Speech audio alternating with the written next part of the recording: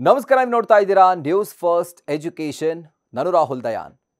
ಇವತ್ತು MBBS ಅತ್ಯಂತ demand ಇರುವಂತಹ ಕೋರ್ಸ್, ಜೊತೆಗೆ ಲಾಭದಾಯಕ ಪ್ರೊಫೆಷನ್ ಕೂಡ ಹೌದು. ಕೆಲವರಿಗೆ MBBS ಮುಗಿದ ಮೇಲೆ ಏನಾದರೂ ಮಾಡಬೇಕು ಅನ್ನೋ ಗುರಿ ಇದ್ದೇ ಇರುತ್ತೆ. ಅದರಲ್ಲೂ MS ಮಾಡಬೇಕಾ ಅಥವಾ MD ಮಾಡಬೇಕಾ ಅನ್ನೋ ಗೊಂದಲ MBBS ಪದವೀಧರರದ್ದು. ಅದಕ್ಕೂ ಮುಂಚೆ MD ಮತ್ತು MS ನಲ್ಲಿ ವೈದ್ಯಕೀಯ ಸ್ನಾತಕೋತ್ತರ ಕೋರ್ಸ್ಗಳಿಗೆ ಅಭ್ಯರ್ಥಿಗಳು ಸಾಮಾನ್ಯ ಪ್ರವೇಶ ಪರೀಕ್ಷೆಯನ್ನು ತೆಗೆದುಕೊಳ್ಳಬೇಕಾಗುತ್ತೆ. ನೀಟ್ PG ಅಂದರೆ ರಾಷ್ಟ್ರೀಯ ಅರ್ಹತೆ ಮತ್ತು ಪ್ರವೇಶ ಪರೀಕ್ಷೆ ಕ್ಲಿಯರ್ ಮಾಡಲೇಬೇಕು. ಈಗ ನೀಟ್ PG ಅಕ್ರಮಕ್ಕೆ ಸಿಲುಕಿದ್ದು MBBS ವಿದ್ಯಾರ್ಥಿಗಳು ಗೊಂದಲಕ್ಕೆ ಸಿಲುಕಿದ್ದಾರೆ.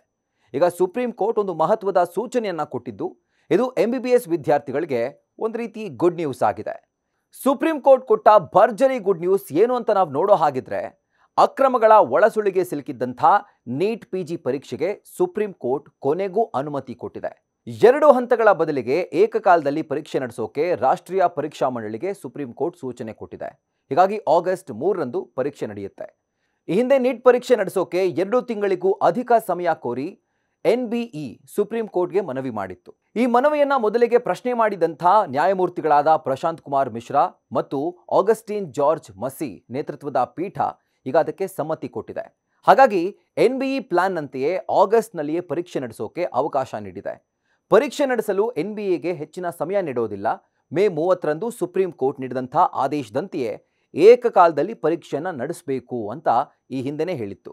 ಇದಕ್ಕೆ ಪ್ರತಿಕ್ರಿಯಿಸಿದಂಥ ಪರೀಕ್ಷಾ ಮಂಡಳಿ, ಒಂದೇ ಬಾರಿಗೆ ಪರೀಕ್ಷೆ ನಡೆಸಬೇಕಾದಲ್ಲಿ ಸುಮಾರು 1000ಕ್ಕೂ ಅಧಿಕ ಪರೀಕ್ಷಾ ಕೇಂದ್ರಗಳ ಅಗತ್ಯ ಇರುತ್ತೆ.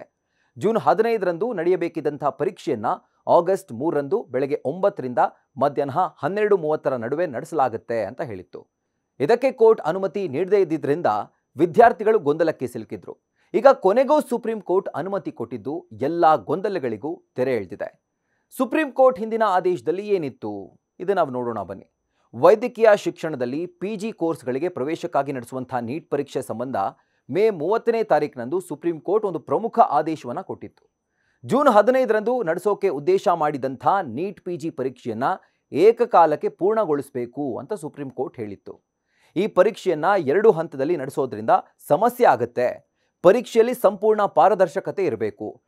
ಸುರಕ್ಷಿತ ಮತ್ತು ಭದ್ರತೆ ಇರುವ ಪರೀಕ್ಷಾ ಕೇಂದ್ರಗಳನ್ನೇ ನಾವು ಆಯ್ಕೆ ಮಾಡಿಕೊಳ್ಬೇಕು. 2 ಪ್ರಶ್ನೆ ಪತ್ರಿಕೆಗಳು ಎಂದಿಗೂ ಕೂಡ ಸುಲಭವಾಗಿರೋಕೆ ಸಾಧ್ಯವಿಲ್ಲ ಅಂತ ಅಭಿಪ್ರಾಯವನ್ನು ಸುಪ್ರೀಂ ಕೋರ್ಟ್ ವ್ಯಕ್ತಪಡಿಸಿತ್ತು. ಸ್ಪರ್ಧೆ ಇರೋ ಕಾರಣ ರ್ಯಾಂಕ್ ನಿರ್ಧಾರ ಮಾಡುವಲ್ಲಿ ಪ್ರತಿಯೊಂದು ಅಂಕ ಕೂಡ ಪ್ರಮುಖ ಪಾತ್ರ ವಹಿಸುತ್ತೆ. ಸಾಮಾನ್ಯ ಪದ್ಧತಿ ಕೆಲವು ವಿಶೇಷ ಸಂದರ್ಭಗಳಲ್ಲಿ ಮಾತ್ರ ಅನುಸರಿಸಬೇಕು. ಪ್ರತಿ ವರ್ಷ ನಡೆಸುವಂಥ ಪರೀಕ್ಷೆಗೆ ಅದು ಸೂಕ್ತ ಅಲ್ಲ ಅಂತ ಹೇಳಿತ್ತು. ಇಡೀ ದೇಶದಾದ್ಯಂತ ಒಂದೇ ಹಂತದಲ್ಲಿ ಪರೀಕ್ಷೆ ನಡೆಸೋದು ಕಷ್ಟ ಅನ್ನುವ NBE ವಾದವನ್ನು ತಳ್ಳಿ ಹಾಕಿತ್ತು. ಇದಾದ ಮೇಲೆ ಜೂನ್ 15ರಂದು ನಡೆಯಬೇಕಿದ್ದ ನೀಟ್ PG ಪರೀಕ್ಷೆ ಮುಂದೂಡಿಕೆ ಮಾಡ್ತಾ ಇದ್ದೀವಿ ಅಂತ NBE ಘೋಷಣೆ ಮಾಡಿತ್ತು. ನ್ಯಾಯಾಲಯದ ಆದೇಶದಂತೆ ಈ ವರ್ಷದ ನೀಟ್ ಪರೀಕ್ಷೆ ಏಕಕಾಲಕ್ಕೆ ನಡೆಸೋದಾಗಿ NBE ಸ್ಪಷ್ಟಪಡಿಸಿದೆ. ಈಗ ಸುಪ್ರೀಂ ಕೋರ್ಟ್ನ ಅನುಮತಿಯಂತೆ ಆಗಸ್ಟ್ 3ರಂದು ಪರೀಕ್ಷೆ ನಡೆಯುತ್ತೆ. MS ಜೊತೆಗೆ MD ನಡುವಿನ ವ್ಯತ್ಯಾಸವೇನು ಅಂತ ಇದನ್ನು ಕೂಡ ಈಗ ನೋಡೋಣ ಬನ್ನಿ. MS ಅಂದರೆ masters in general surgery, MD ಅನ್ನೋದು ಮಾಸ್ಟರ್ಸ್ ಇನ್ ಜನರಲ್ ಮೆಡಿಸಿನ್ ಅಂತ ಅರ್ಥ. 2 ಕೂಡ ಸ್ನಾತಕೋತ್ತರ ಕೋರ್ಸ್ಗಳಾಗಿದ್ದು MBBS ಅಧ್ಯಯನ ಆದ ನಂತರ, ಅಂದರೆ MBBS ಕಂಪ್ಲೀಟ್ ಆದ ನಂತರ ಇವೆರಡರಲ್ಲಿ ಯಾವುದಾದ್ರು ಒಂದನ್ನು ನಾವು ಆಯ್ಕೆ ಮಾಡಿಕೊಳ್ಬಹುದು. ಸಾಮಾನ್ಯವಾಗಿ ಹೇಳಬೇಕು ಅಂತಂದರೆ MD ಅನ್ನೋದು ಶಸ್ತ್ರಚಿಕಿತ್ಸೆ ಇಲ್ಲದ ವಿಭಾಗದಲ್ಲಿ ಅಧ್ಯಯನ ನಡೆಸುವಂಥ ಕ್ಷೇತ್ರ. MS ಕಟ್ಟುನಿಟ್ಟಾಗಿ ನಿರ್ದಿಷ್ಟವಾಗಿ ಶಸ್ತ್ರಚಿಕಿತ್ಸೆ ಅಧ್ಯಯನದಲ್ಲಿ ವ್ಯವಹಾರ ಮಾಡೋದಾಗಿದೆ. ಅಂದರೆ ಇದೇ ಮೇಜರ್ ಆಗಿರುತ್ತೆ. ನೀವು ಹೃದಯ ಶಸ್ತ್ರಚಿಕಿತ್ಸಕ ಅಥವಾ ನರಶಸ್ತ್ರಚಿಕಿತ್ಸಕರು ಆಗಬೇಕಾದ್ರೆ MBBS ನಂತರ MS ಮಾಡಬೇಕು. ಸಾಮಾನ್ಯ ವೈದ್ಯರಾಗಬೇಕು ಎಂಬ ಆಕಾಂಕ್ಷೆ ನಿಮ್ಮದಾಗಿದ್ದರೆ MD ಪದವಿ ಸಾಕು. ಸೊ MS ಮತ್ತು MD ಬೇರೆಯದ್ದೇ ಕೋರ್ಸ್ಗಳು. ಈ ಕೋರ್ಸ್ಗಳಲ್ಲಿ ಉದ್ಯೋಗದ ಪಾತ್ರಗಳು, ಪ್ರೊಫೈಲ್ಗಳು ಜೊತೆಗೆ ಸಂಬಳಗಳ ವಿಷಯದಲ್ಲಿ ಎರಡೂ ಕೂಡ ಬದಲಾಗುತ್ತವೆ.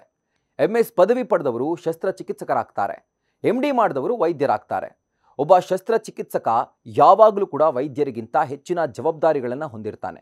ಅಲ್ಲದೆ ಒಬ್ಬ ಶಸ್ತ್ರಚಿಕಿತ್ಸಕ ಸಾಮಾನ್ಯ ವೈದ್ಯರಿಗಿಂತ ಹೆಚ್ಚು ಗಳಿಸ್ತಾನೆ, ಅಂದರೆ ಆದಾಯದ ವಿಷಯದಲ್ಲಿ. ಅದೇನೇ ಇದ್ರೂ MS ನಲ್ಲಿನ ಕಾಲಾವಧಿಯು MDಗಿಂತ ಹೆಚ್ಚು. ಇದೆಲ್ಲದರ ಜೊತೆಗೆ MS ಓದಬೇಕಾಗಿರುವಂಥ ಒಂದು ಟೈಮ್ ಪೀರಿಯಡ್ ಇದೆಲ್ಲ, ಅದು MDಗಿಂತ ಜಾಸ್ತಿ ಇರುತ್ತೆ. ಸೊ ಇವಿಷ್ಟು MD ಜೊತೆಗೆ MS ಇದರ ನಡುವೆ ಇರುವಂಥ ಡಿಫ್ರೆನ್ಸ್. ಮತ್ತಷ್ಟು ಇಂಟ್ರೆಸ್ಟಿಂಗ್ ಕಾಂಟೆಂಟ್ಗಳಿಗಾಗಿ ನ್ಯೂಸ್ ಫಸ್ಟ್ ಎಜುಕೇಷನ್ನ ಸಬ್ಸ್ಕ್ರೈಬ್ ಮಾಡಿ. ಅದೇ ಥರ ಬೆಲ್ ಐಕಾನ್ ಕ್ಲಿಕ್ ಮಾಡೋದನ್ನು ಮರಿಬೇಡಿ. ಕ್ಷಣ ಕ್ಷಣದ ಮಾಹಿತಿಗಾಗಿ ನೋಡ್ತಾ ಇರಿ ನ್ಯೂಸ್ ಫಸ್ಟ್, ನಿರ್ಭೀತಿಯಿಂದ ನಿಮ್ಮ ಪರವಾಗಿ.